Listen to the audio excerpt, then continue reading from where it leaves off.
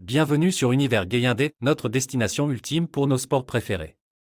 Vivons notre passion, merci. Let's go.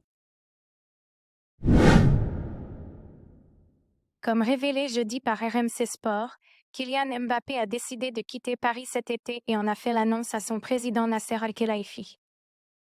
S'il n'y a pas encore d'accord total, tout porte à croire qu'il va prendre la direction du Real Madrid, où un contrat l'attend jusqu'en 2030 selon la presse espagnole. Qu'il doit être agréable de supporter le Real.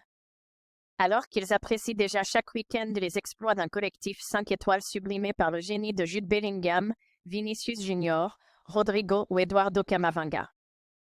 Les amoureux du club madrilène attendent désormais Kylian Mbappé. L'attaquant de 25 ans a décidé de mettre fin à son aventure parisienne à l'issue de son contrat en juin prochain et en a fait l'annonce à son président Nasser Al-Khelaifi. S'il n'y a pas encore d'accord total entre Kylian Mbappé et le Real, tout porte à croire que le capitaine des Bleus prendra cet été la direction de Madrid, où l'optimisme règne depuis plusieurs semaines. Ce vendredi, la presse madrilène, dont le quotidien AS, parle déjà d'un contrat portant jusqu'en 2030 pour l'attaquant de 25 ans. Question gros sous, le Real devrait lui proposer un salaire inférieur à ce qu'il perçoit actuellement à Paris, où il toucherait environ 72 millions d'euros bruts par an.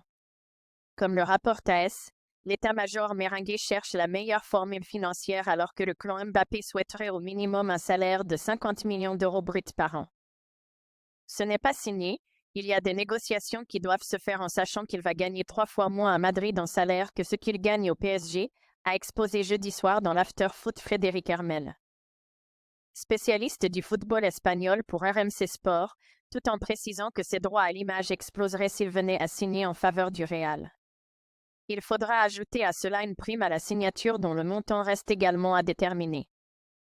Et différentes primes liées à ses performances.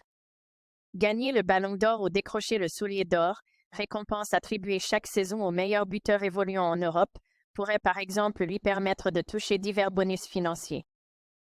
En 2022, les médias espagnols s'étaient fait l'écho d'une prime d'environ 1 million d'euros versée par le Real à Karim Benzema après son Ballon d'Or.